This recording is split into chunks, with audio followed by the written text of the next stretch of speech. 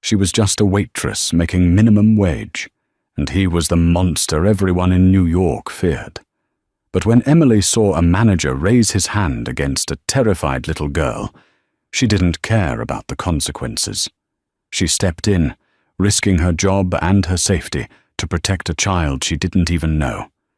She expected to be fired. She expected to be yelled at. What she didn't expect was for the shadows in the corner of the restaurant to move. She didn't expect the city's most ruthless Mafia don to step into the light, look her in the eyes, and change her life forever. Because that little girl wasn't just a customer, she was the Don's daughter. And nobody touches what belongs to Adrian Volkov. The dinner rush at the Velvet Orchid, one of Manhattan's most pretentious establishments, was in full swing. The air smelled of truffle oil, expensive cologne, and quiet desperation. For Emily Vance, it was hour 9 of a 12-hour double shift.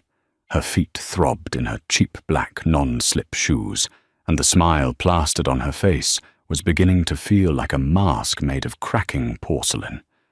"Table 4 needs more wine, Emily. Move it." Martin Thorne, the restaurant manager, barked into her ear as he brushed past. Martin was a petty tyrant in a 3-piece suit. He was the kind of man who skimmed tips from the jar and blamed the staff for his own inventory mistakes. He had slicked back hair that looked like it had been dipped in motor oil and a sneer that permanently etched lines around his mouth. He ran the Velvet Orchid with an iron fist, terrified of the owners but brutal to the staff. "On it, Martin," Emily murmured, grabbing a bottle of vintage Pinot Noir.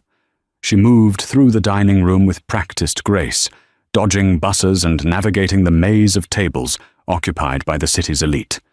Politicians, hedge fund managers, and socialites filled the seats, oblivious to the invisible workers keeping their glasses full. But in the far corner, at the most secluded booth, sat a pair that didn't quite fit the loud, boisterous energy of the rest of the room. A little girl, no older than 6, sat alone on one side of the velvet booth. She looked tiny against the dark upholstery, her legs swinging, not quite touching the floor. She wore a dress that probably cost more than Emily's car, but her eyes were wide and anxious. Sitting opposite her was a man obscured by the shadows and a large menu. All Emily could see was a broad chest clad in a bespoke charcoal suit and a wrist adorned with a platinum Patek Philippe watch that glinted in the low light. He radiated a cold, heavy silence that seemed to lower the temperature in a 5-foot radius. Emily had barely dropped off the wine at table 4 when a crash echoed through the restaurant. The chatter stopped. The clinking of silverware ceased. Emily spun around. At the secluded booth, a glass of cranberry juice had tipped over. The red liquid was dripping off the edge of the table, soaking into the pristine white tablecloth and splashing onto the expensive Persian rug beneath. The little girl froze. Her hands hovered over her mouth, her eyes filling with instant, terrified tears. She looked at the man across from her, but before he could react, a shadow descended upon the table. It was Martin. He had been hovering nearby, hoping to impress the VIP guest, and saw the spill as a personal affront. He lunged forward, his face twisting into a mask of rage. "You clumsy little brat," Martin hissed, his voice loud enough to carry across the silent room. He grabbed a napkin and aggressively slammed it onto the table, making the girl flinch violently. "Do you have any idea how much this rug costs? Do you think this is a playground?" The girl shrank back, trembling. She opened her mouth to speak, but no sound came out. She was mute with fear. "I'm talking to you," Martin shouted, losing control. The stress of the night and his own inflated ego got the better of him. He reached out, his hand grasping the girl's thin upper arm to yank her out of the booth. "Get up! You're making a mess!" That was the moment Emily stopped thinking. She didn't think about her rent, which was 2 weeks late. She didn't think about her sick mother, Martha, who needed medication Emily could barely afford. She didn't think about the fact that jobs were scarce in the city. She dropped the empty tray she was holding. It clattered loudly against a service station and sprinted across the dining room. Just as Martin's fingers dug into the girl's expensive dress, Emily was there. She slapped his hand away with a force that surprised even her. Smack. The sound was sharp and shocking. Martin recoiled, clutching his hand, his eyes bulging. "Don't you dare touch her," Emily growled, positioning herself between the manager and the trembling child. Her chest was heaving, her eyes blazing with a protective fury she usually reserved for her family. "Emily," Martin sputtered, his face turning a shade of purple. "Have you lost your mind? Get out of my way. This child is ruining the aesthetic of the—" "She spilled a drink, Martin. She didn't set the building on fire," Emily shouted back, her voice ringing clear. She turned and crouched down, ignoring the stunned gasps of the diners. She looked at the little girl, whose face was buried in her hands. "Hey, sweetie, it's okay. It's just juice. Look, it's already soaking in. It's not a big deal." The girl peeked through her fingers, tears streaming down her cheeks. Emily smiled, a genuine warm smile that softened her tired features. "My name is Emily. I spill things all the time. Yesterday, I dropped a whole bowl of soup on my shoes. It was way messier than this." The girl let out a tiny, watery hiccup. "You're fired!" Martin screamed, regaining his composure. He pointed a trembling finger at the door. "Get your things and get out, Emily. You assault your manager. You humiliate me in front of high-value guests. You're finished in this town. I'll make sure you never wait tables in New York again." Emily stood up slowly. The adrenaline was fading, replaced by the cold dread of reality. She had just lost her livelihood. But as she looked at Martin, sweaty, red-faced and bullying a child, she didn't regret it. "I'm leaving," Emily said quietly. "But not because you fired me. Because I won't work for a man who bullies children to feel powerful." "Get out!" Martin shrieked, reaching for her arm to physically escort her. "I suggest," a deep, baritone voice cut through the air like a serrated blade, "that you remove your hand from her arm immediately." The voice didn't come from the entrance. It came from the shadowed side of the booth. Martin froze. Emily froze. The man in the charcoal suit slowly stood up. He was tall, imposingly so, standing well over 6'3". His hair was dark, styled impeccably, and his eyes were the color of cold steel. He stepped out of the booth, and the light hit his face. A collective gasp went through the restaurant. Waiters dropped their heads. Some diners looked away, terrified to make eye contact. It was Adrian Volkov, the head of the Volkov Syndicate, the man who owned half the real estate in Manhattan and controlled the shipping docks, the man whose name was whispered in fear in boardrooms and back alleys alike. Martin turned pale, his knees visibly shaking. "Mr. Volkov, sir, I didn't realize." Adrian ignored him completely. He walked around the table, his movements fluid and predatory. He stopped in front of Emily. Emily held her breath.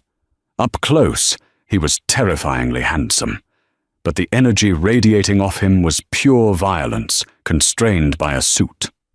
He looked down at her, his expression unreadable.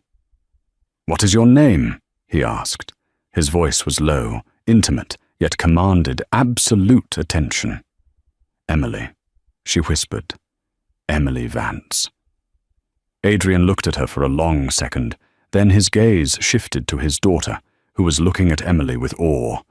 He looked back at the waitress. "You defended my daughter, Bella," Adrian stated. It wasn't a question. "She was scared," Emily said, her chin lifting slightly. "He was hurting her." Adrian turned his head slowly toward Martin. The movement was mechanical, like a tank turret rotating toward a target. Martin whimpered. "Mr. Volkov, please," Martin stammered, sweat pouring down his face. She was disrespectful. The girl, Bella, she made a mess, and I was just trying to maintain the standards of— "You touched her," Adrian said. His voice was devoid of emotion, which made it infinitely scarier. "You raised your voice at my daughter, and then you tried to lay hands on the woman who protected her." Martin couldn't speak. Adrian pulled a phone from his pocket. He dialed a number and put it to his ear, never breaking eye contact with Martin. "Hello, Arthur?" "Yes. I'm at the Velvet Orchid. By the building. Yes, right now. Contact the owners. Offer them double whatever the market value is. I want the deed in my name within the hour."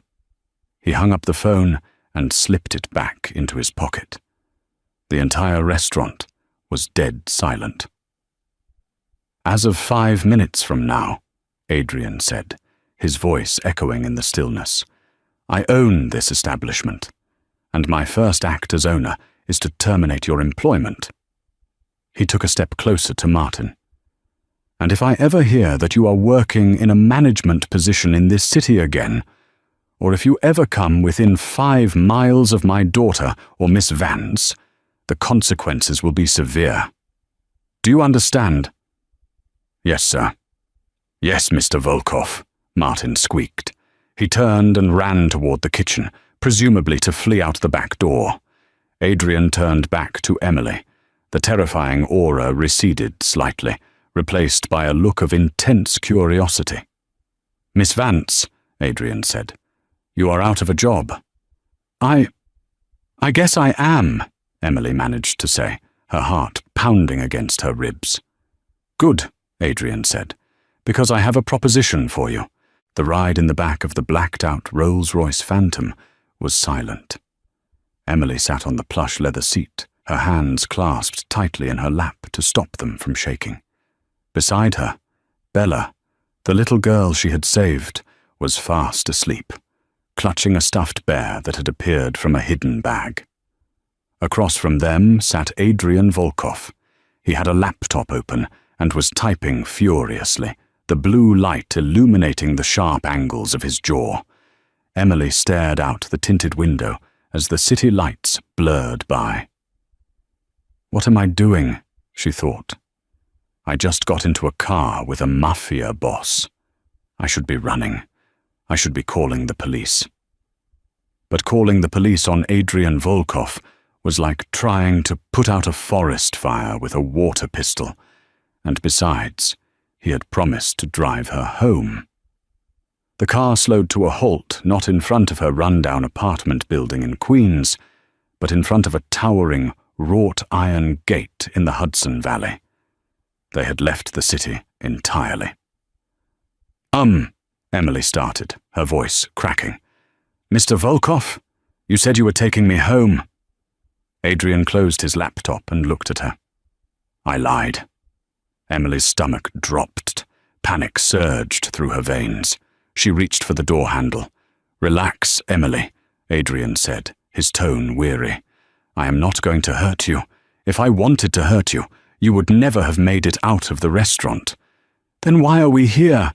she demanded, trying to sound braver than she felt. "Because Bella likes you," he said simply, gesturing to the sleeping child. "And Bella likes no one." The car drove through the gates and up a long, winding driveway lined with ancient oak trees. At the top of the hill stood a mansion that looked more like a fortress. It was a sprawling estate of grey stone, modern glass, and harsh lines. Security guards with earpieces and visible holsters patrolled the perimeter. The car stopped. A driver opened the door.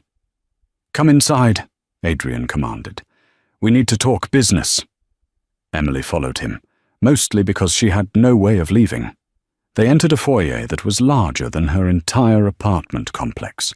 A grand staircase swept up to the second floor, and a crystal chandelier hung overhead, casting prisms of light on the marble floor. A stern-looking woman in a housekeeper's uniform appeared. "Mr. Volkov, "You're home early." "Take Bella to bed, Mrs. Higgins," Adrian said. He gently lifted his sleeping daughter and passed her to the housekeeper. For a brief second, as he held the child, Emily saw a flicker of softness in his eyes, a stark contrast to the cold killer she had seen at the restaurant. Once Bella was gone, Adrian walked into a study, motioning for Emily to follow. The room was lined with books and smelled of leather and whiskey.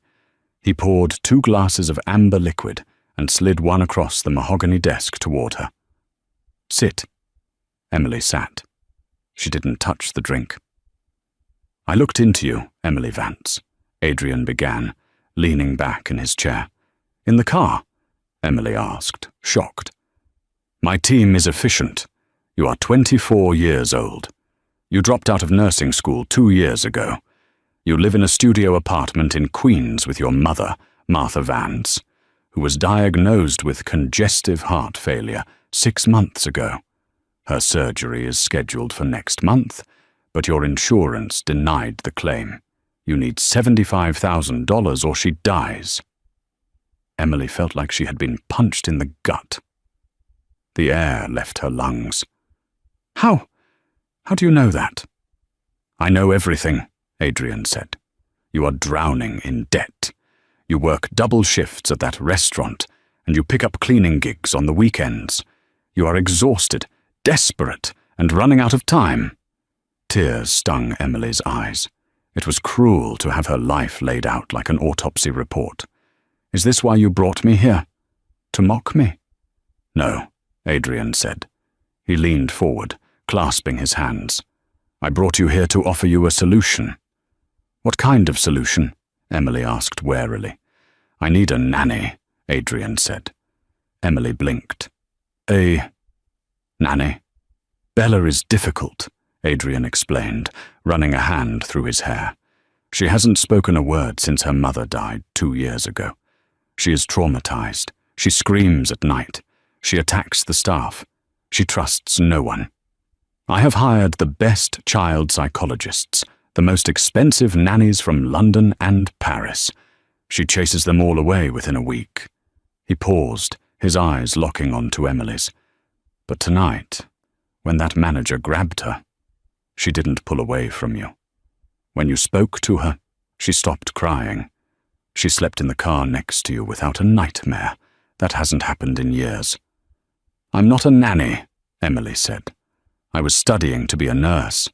"Even better," Adrian countered.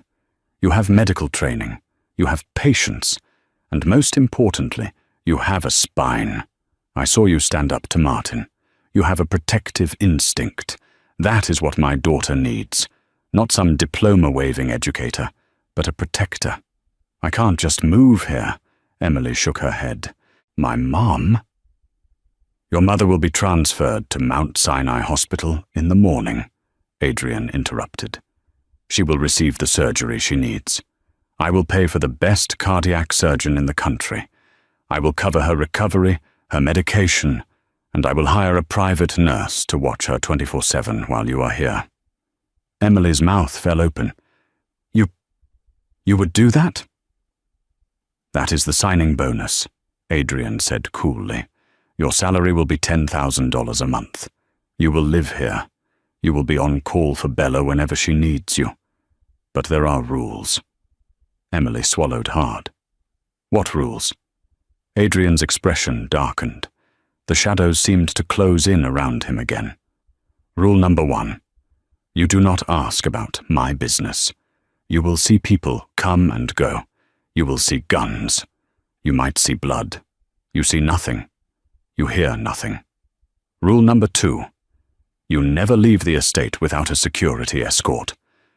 And rule number 3, Adrian stood up, walking around the desk until he was inches from her. He towered over her, his scent of sandalwood and danger filling her senses. "You never ever betray me. Betrayal is the only sin I do not forgive." He held out a hand. It was large, calloused, and strong.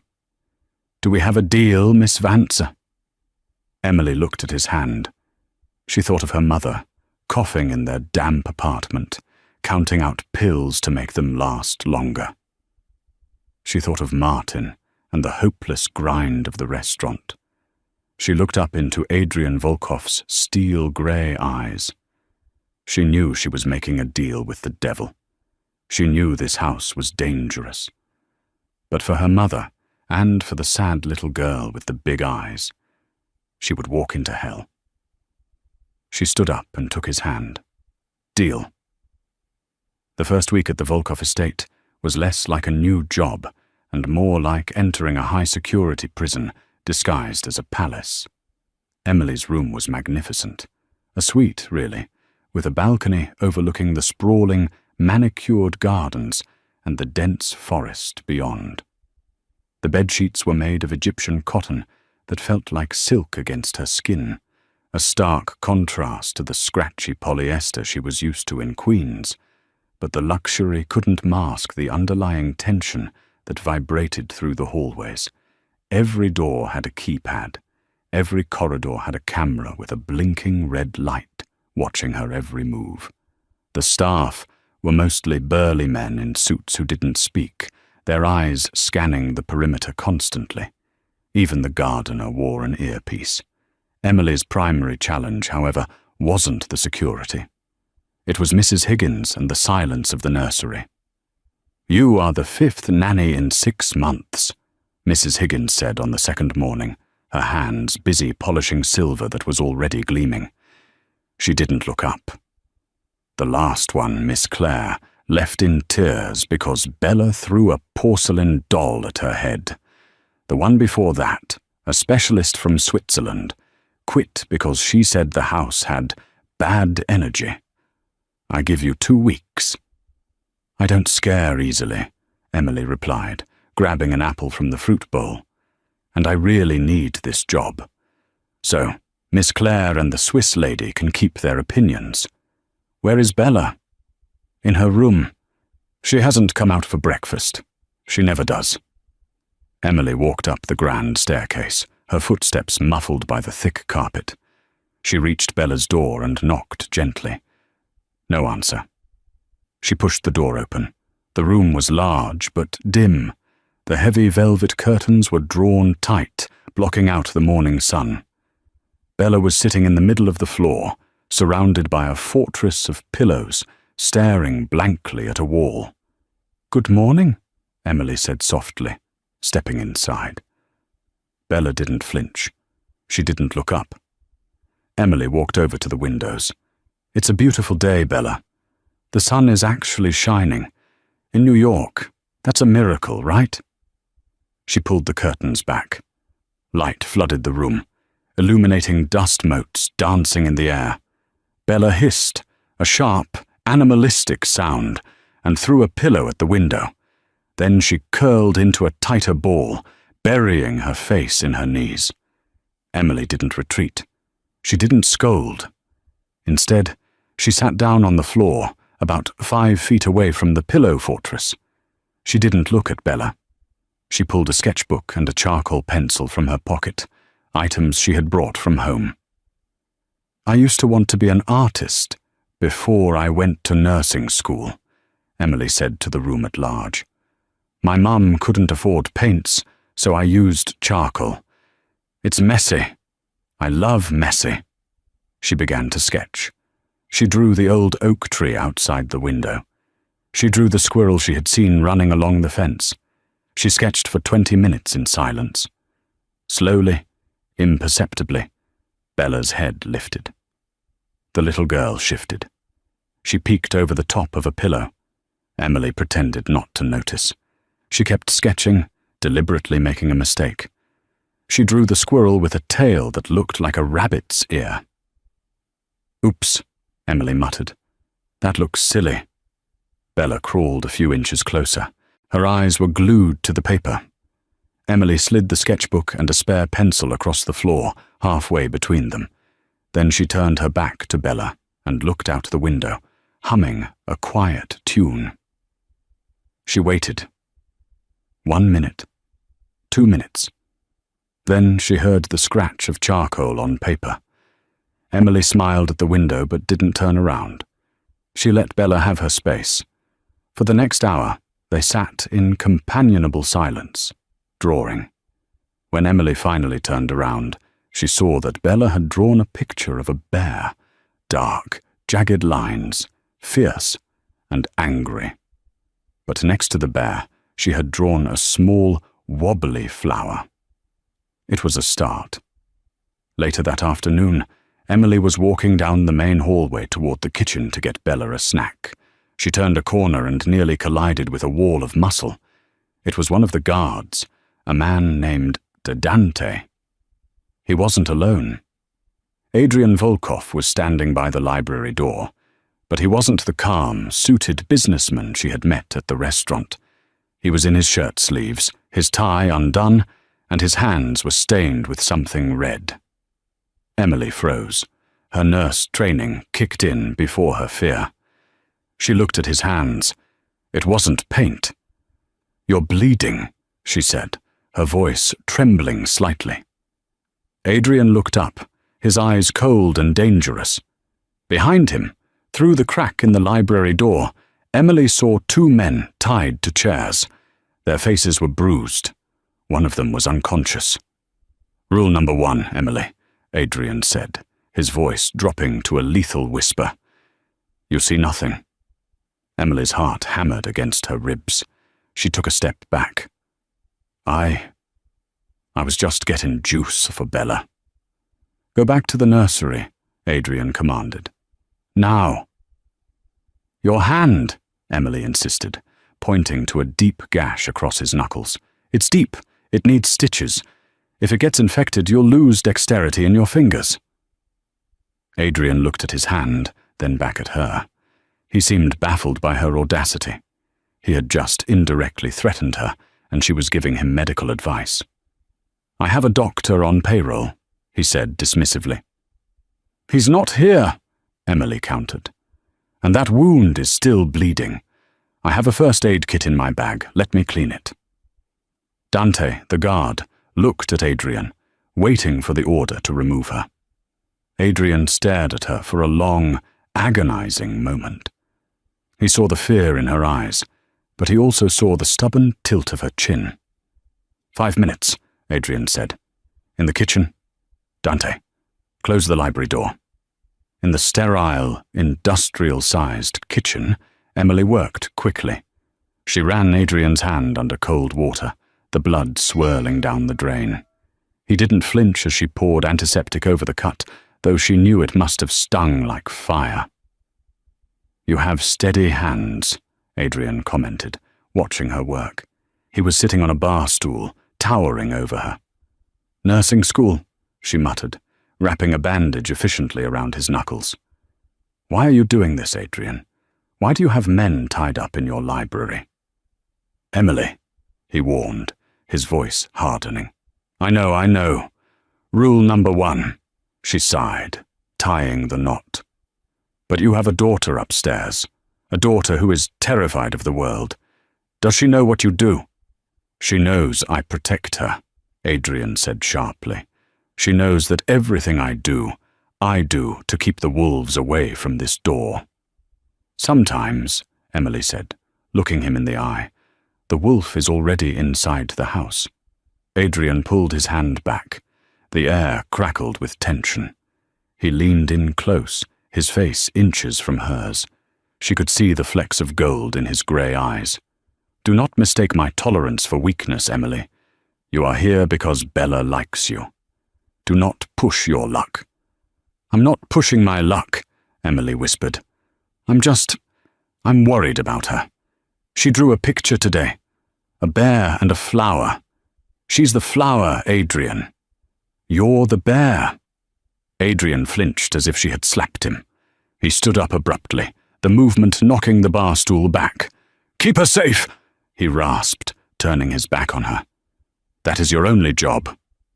He stormed out of the kitchen, leaving Emily alone with the humming of the refrigerator and the lingering scent of his cologne and copper blood. She realized then that Adrian Volkov wasn't just a monster. He was a man tormented by his own nature, trapped in a cage of his own making, and she was locked in there with him. 3 weeks passed. The rhythm of the house began to shift. Bella was still mute, but she was no longer a ghost. She followed Emily around the house like a shadow. They baked cookies that turned out rock hard. They planted tulips in the garden, under the watchful eye of 3 guards, and they read books in the library. When Adrian wasn't using it for meetings, Emily's mother, Martha, had successfully undergone surgery. Emily received a video call from her mum, looking pale but alive, resting in a private room at Mount Sinai that looked more like a hotel suite. Seeing her mother smile for the first time in years made the fear of living in the Volkov mansion worth it. One Tuesday, the atmosphere in the house changed. The guards were tighter. The phone lines were busy. Adrian had been locked in his office since dawn. "We need to go out," Emily decided. She found Dante in the hallway. "Bella needs fresh air, real fresh air. Not just the backyard." "Mr. Volkov gave orders. No leaving the estate," Dante grunted. "The estate includes the private park down the road, doesn't it?" Emily asked. "It's enclosed. It belongs to the Volkovs. Bella has been staring at the same 4 walls for a month. She's getting restless." Dante hesitated, then touched his earpiece. He muttered something, listened, and then nodded. "Fine. But we take the armored SUV, and I bring 3 men." The private park was a secluded stretch of woodland and a playground that looked like it hadn't been used in years. It was surrounded by a 12-foot fence. Emily pushed Bella on the swing. For the first time, she heard a sound from the girl that wasn't a cry or a hiss. It was a giggle. A rusty, quiet giggle, but a giggle nonetheless. Emily beamed. "Higher!" Bella nodded vigorously. Emily pushed her higher, laughing as Bella's hair flew in the wind. The guards stood at the perimeter, smoking cigarettes, looking bored. They felt safe here. It was Volkov territory. That was their mistake. Emily walked over to the bench to grab Bella's water bottle. As she bent down, she noticed a reflection. A glint of light from the dense tree line just outside the fence. It wasn't the sun reflecting off a leaf. It was too steady, too round. Scope. The word flashed in Emily's mind, a relic from a movie or a book, but the instinct was primal. She didn't scream. She didn't freeze. She moved. "Bella, get down!" Emily sprinted toward the swings. A crack echoed through the air, suppressed but audible. Dirt exploded next to Bella's shoe. Emily threw herself at the child, tackling her off the swing and into the mulch, just as a second bullet pinged off the metal chain where Bella's head had been a second ago. "Contact! Contact north perimeter!" Dante roared, pulling his weapon. Chaos erupted. The guards opened fire toward the trees. Dante sprinted toward Emily and Bella, grabbing them by their jackets and dragging them behind the concrete structure of the slide. Bella was screaming now, a silent, open-mouthed scream of pure terror. Emily held her tight, shielding the girl's body with her own. "It's okay, I've got you! I've got you!" Emily chanted, though she was shaking violently. They were bundled into the SUV seconds later. Tires screeched as they tore out of the park, speeding back toward the mansion. When they arrived, the gates were already open. Adrian was standing on the steps. He looked like the god of war. He had a rifle in one hand, and his face was a mask of pure, unadulterated fury. The car barely stopped before Adrian ripped the door open. He didn't look at Dante. He looked straight at Bella. Seeing she was unharmed, he pulled her into his arms, crushing her to his chest. He buried his face in her hair, breathing raggedly. Then he looked at Emily. She was sitting in the back seat, her knees scraped and bleeding from the tackle, her shirt torn. She was pale, shocked, but alive. "Get them inside," Adrian barked at Mrs. Higgins, who had rushed out. Take Bella to the safe room. Lock it." Once Bella was gone, Adrian turned on Dante. "How?" Adrian asked. His voice was quiet, which was terrifying. "How did a shooter get within range of my daughter on my land?" "Boss, it was a pro," Dante stammered, looking at the ground. "Suppressed rifle, long range. We didn't see him until the nanny saw him," Adrian finished. He stepped closer to Dante. "A waitress from Queens has better situational awareness than my head of security." "Adrian," Emily said, stepping out of the car. Her legs felt like jelly. "Don't hurt him. They got us out." Adrian turned to her. He marched over, grabbing her shoulders. His grip was bruising. He scanned her frantically. "Are you hit? Is there blood?" "I'm fine," Emily said breathlessly. "Just scrapes." "You could have been killed," he roared, shaking her slightly. "You stupid, reckless woman. You threw yourself in front of a bullet." "I was protecting her," Emily shouted back, adrenaline overriding her fear of him. "That's my job. That's what you hired me for." "I didn't hire you to die," Adrian bellowed. They stared at each other, chests heaving. The violence of the moment hung between them, heavy and electric.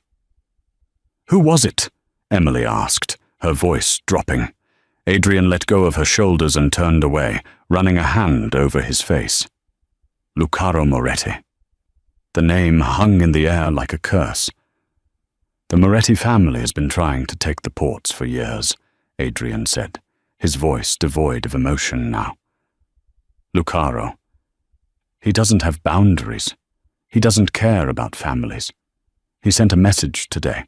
He tried to take the one thing that matters to me." He turned back to Emily. The anger was gone, replaced by a grim resolve. "You can't stay here," Adrian said. Emily blinked. "What? You're firing me?" "I'm trying to save your life," Adrian said. "Today was a warning. Next time they won't miss. I will give you $1 million. Take your mother. Go to Europe. Disappear. You've done enough. You saved her life today. I am in your debt." Emily looked at the mansion. She thought of Bella, terrified in the safe room. She thought of the little girl who had just started to giggle. If Emily left, Bella would retreat back into the darkness. She would be alone in this cold fortress, with a father who loved her, but didn't know how to reach her. Emily squared her shoulders. "No." Adrian stared at her. "Excuse me." "I said no," Emily said firmly. "I'm not leaving. Bella needs me. And I'm not running away from a bully." I stood up to Martin. "I'll stand up to this Lucaro guy, too." "This isn't a restaurant manager, Emily," Adrian shouted. "This is the Mafia. They kill people." "Then you better teach me how to shoot," Emily said, crossing her arms. Adrian looked at her for a long time. Silence stretched over the driveway. Slowly, a look of grudging respect, and something else, something hotter, dawned in his eyes. "You're insane," Adrian muttered. "I'm the nanny," Emily corrected. "Fine," Adrian said. "You stay. But the rules have changed." "How?" "Rule number 4, Adrian said, stepping close again, his voice low and husky. "You stay by my side, at all times. If you want to be in this war, Emily, you're going to be on the front lines with me." The following weeks were a blur of gunpowder and silk. True to his word, Adrian Volkov did not send Emily away. Instead, he brought her into the fold. Mornings were for Bella. Emily had made a breakthrough. They were now baking edible cookies, and Bella had started humming along to the radio.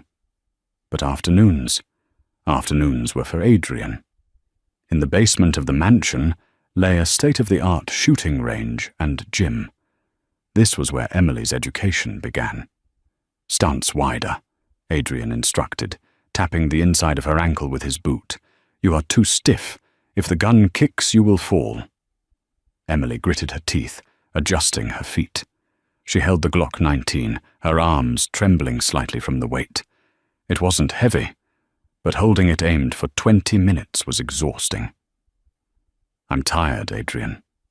"Fatigue is when mistakes happen," he said mercilessly. "Again." He stood behind her, his chest brushing against her back. The heat radiating from him was distracting. He reached around, his large hands covering hers to correct her grip. "Relax your shoulders," he whispered, his breath ghosting over her ear. "Breathe out as you squeeze. Don't pull. Squeeze." Emily's heart rate spiked, and it wasn't because of the weapon. His proximity was intoxicating. He smelled of gun oil and expensive soap. She took a breath, centered the sight on the paper target, and fired. Bang! Center mass. "Better," Adrian murmured, stepping back. The loss of his warmth was immediate and jarring. He walked around to face her. "You have a natural instinct for this. It's unsettling." "I grew up in Queens," Emily joked weakly, lowering the gun. "I've seen things." "Not like this," Adrian said, his face serious. "Next week is the Celestial Gala. It is the one night a year where the 5 families of New York meet under a truce. No weapons, no bloodshed, just politics. And you're going? I have to. Lucaro Moretti will be there. If I don't show, it looks like weakness. It looks like I am afraid of his attack on my daughter." "Okay," Emily nodded. "So you go, and I stay here with Bella and the fortress." "No," Adrian said. He looked at her, his gaze intense. "You are coming with me." Emily's eyes widened. "What? Why? I'm the nanny." "Not anymore," Adrian said. "To the outside world, nobody knows who you are yet. If you stay here, you are a target. If you come with me, you are by my side where I can see you. Besides," he paused, looking almost uncomfortable. "I need someone I trust to watch my back. I do not trust my lieutenants right now, not after the breach at the park." You trust me?" Emily asked softly. Adrian didn't answer with words. He walked over to a table and picked up a velvet box. "This arrived for you." Emily opened it. Inside sat a dress that looked like it was woven from starlight. It was a deep, midnight blue silk, backless, with a slit that went up to the thigh. Beside it lay a diamond choker that likely cost more than her mother's entire lifespan of earnings.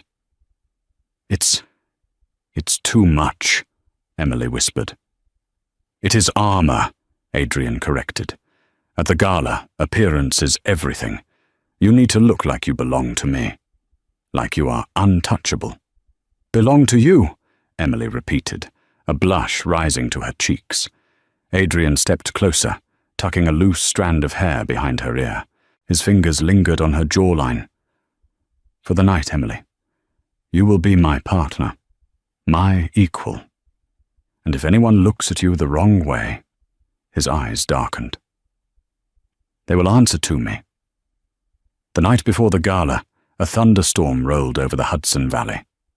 Bella was terrified of thunder. Emily spent hours in the nursery, building a blanket fort and reading stories by flashlight until the little girl finally fell asleep.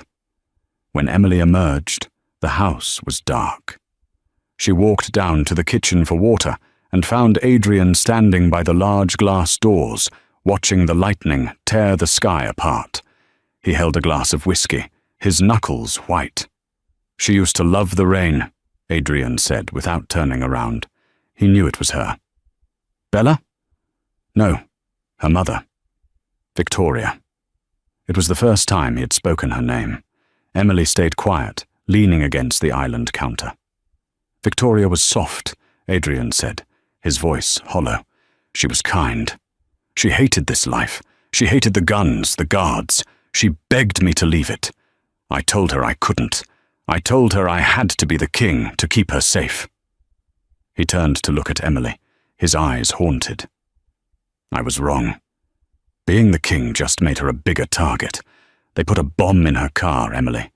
2 years ago. Emily gasped softly. Oh, Adrian. I wasn't there, he whispered.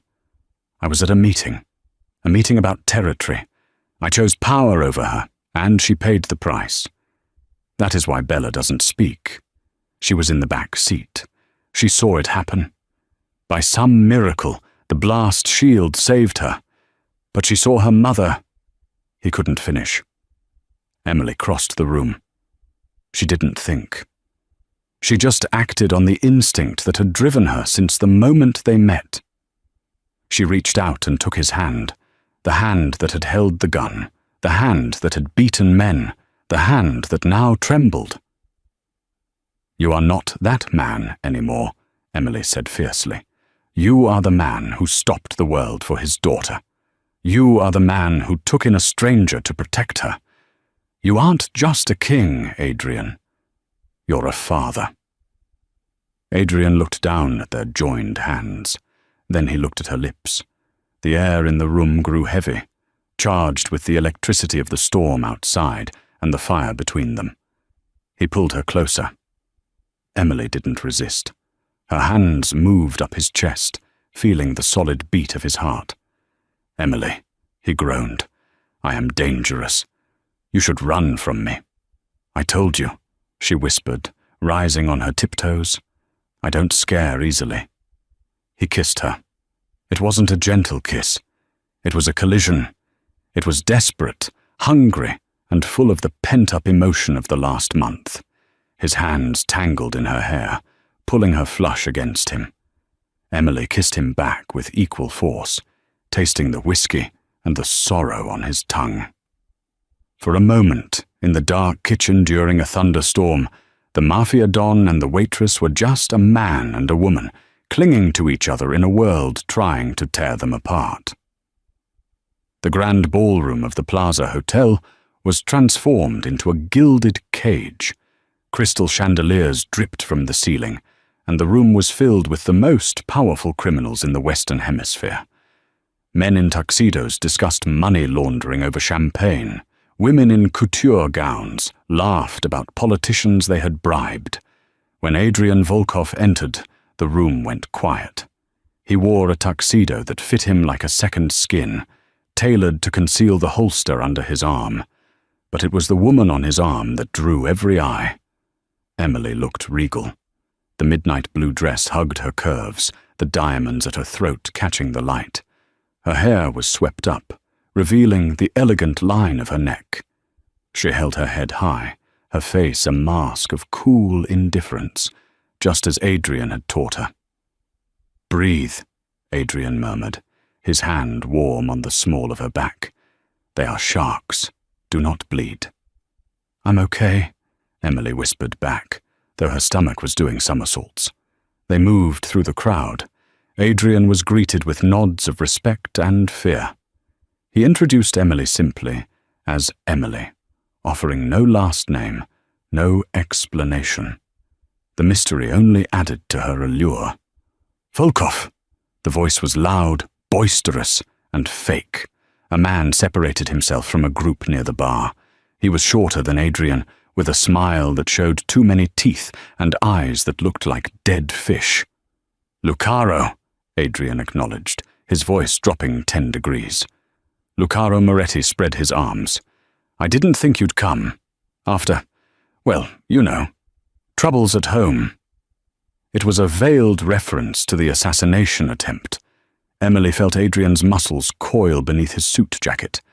My home is a fortress, Lucaro, Adrian said smoothly. Pests are easily exterminated. Lucaro's smile twitched. His eyes slid to Emily. He looked her up and down in a way that made her want to take a shower.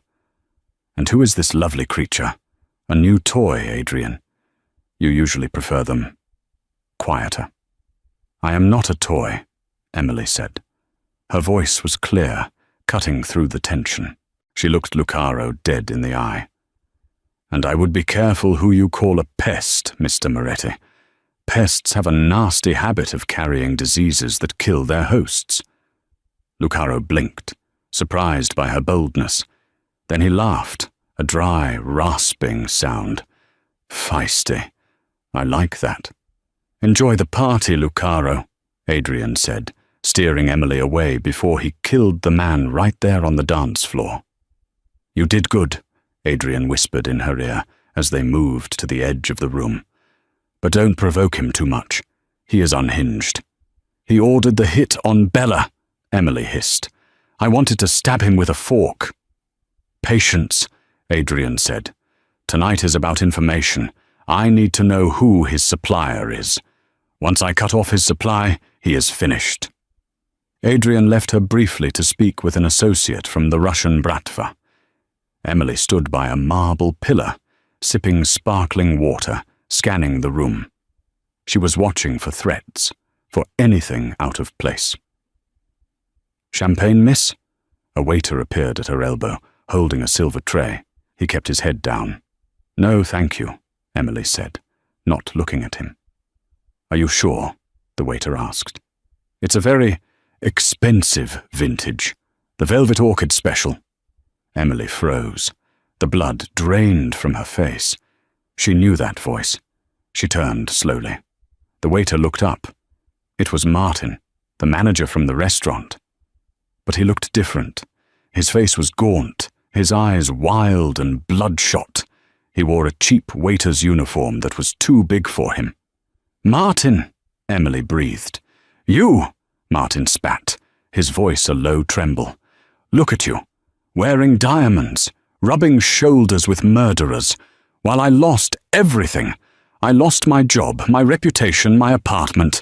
I live in a shelter because of you. You did that to yourself, Emily said, backing away. You hurt a child. I was doing my job, Martin hissed, stepping closer, blocking her path. He reached into his jacket pocket. And now I'm going to get paid. Moretti promised me 50 grand if I caused a scene, if I took something from Volkov. Emily saw the glint of metal. It wasn't a gun.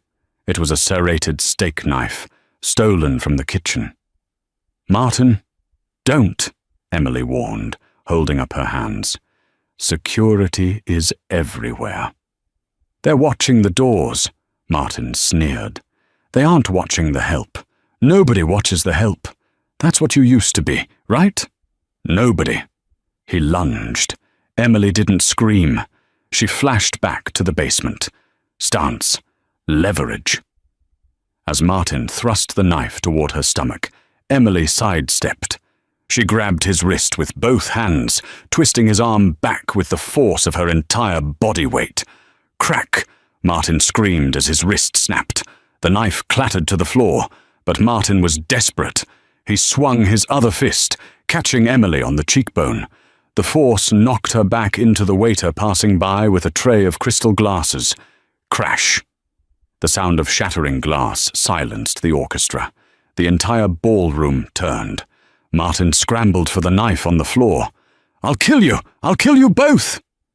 Emily was on the ground, dazed, glass shards cutting into her palms. She saw Martin raise the knife again. Bang! A single shot rang out. Martin froze. A red bloom appeared on his shoulder. He dropped the knife and collapsed, wailing. Emily looked up. Adrian stood 10 feet away, a smoking pistol in his hand. He had broken the truce. He had fired a weapon at the gala. The room erupted into chaos, screams, shouting, security guards drawing weapons. Adrian! Emily cried out. Adrian didn't look at the crowd. He sprinted to her, hauling her up from the glass. Are you hurt? I'm fine. It's Martin. I know, Adrian said grimly. He looked around. The truce was over. The 5 families were drawing lines. Moretti was across the room, smiling. This was his trap. He had used a pawn to force Adrian to break the rules. Now, Adrian was the aggressor. Every gun in the room was authorized to turn on him. We have to go, Adrian said, gripping her arm. Now! Exits are blocked! Dante's voice crackled in Adrian's earpiece, loud enough for Emily to hear. Moretti's men have the lobby. We're trapped. Adrian looked at Emily. His eyes were fierce, burning with intensity. "Do you trust me?" he asked again. "Yes," Emily said without hesitation. "Then hold on." Adrian grabbed a heavy chair and hurled it through the floor-to-ceiling window overlooking Central Park. Cold night air rushed in. "We are on the second floor." "Jump!" Adrian commanded. Emily didn't look down. She took his hand, and together they leaped out of the gilded cage and into the darkness below. They hit the pavement hard, scrambling into the back of Arthur's waiting sedan. But their relief was shattered by a single vibration of Adrian's phone. He looked at the screen, and his face turned to stone. "Checkmate. I have her." "The gala was a distraction," Adrian rasped, showing Emily the text. "Lucaro is at the house. He has Bella." The drive back to the Hudson Valley was a blur of terrifying speed. When they arrived, the estate gates hung off their hinges, and the mansion stood dark, the power cut. They moved through the wrecked foyer like ghosts, heartbeats thundering against their ribs. Upstairs, a chilling voice drifted from the nursery. "Daddy's home," Lucaro Moretti sneered. They burst into the room. The nursery was trashed. Lucaro sat in the center, a silver handgun pressed casually against a trembling Bella. "I was just telling her how you killed my brother, Adrian." Lucaro smiled, his eyes dead and cold. "Take me." Adrian stepped forward, his hands raised in surrender. "Let the girl go, and I am yours." "I'll take you both," Lucaro laughed. "But first I think the brat needs a lesson." He raised his hand to strike the child. Suddenly, a sound pierced the air, a sound absent for 2 years. "No!" Bella screamed, her voice rusty but furious, standing up with her fists clenched. "Leave her alone." Lucaro froze, stunned that the mute girl had spoken. That split second of hesitation was all Emily needed. She didn't have a gun, but she saw something on the floor, a charcoal pencil, sharpened to a lethal point for fine details. Emily lunged. She drove the pencil into the soft spot of Lucaro's neck with all the force of her maternal instinct. Lucaro gurgled, dropping the gun and clutching his throat. He stumbled back and collapsed into the debris of the pillow fort, unconscious. Adrian kicked the weapon away, but Emily was already on her knees, pulling Bella into a crushing hug. "You spoke," Emily sobbed, tears streaming down her face. "He hurt you," Bella croaked, clinging to her. Adrian dropped beside them, wrapping his massive arms around both women. The King of New York shook with relief, burying his face in their hair. He pulled back to look at Emily, blood on her lip, dress torn, fire in her eyes. "You took down a Don with a pencil," he murmured in awe. "I told you," Emily whispered, leaning into his touch. "Art is messy." Adrian kissed her fiercely, a promise sealed in blood and survival. "You are no nanny, Emily Vance," he whispered against her lips. "You are the queen of this house, and God help anyone who tries to touch what is ours."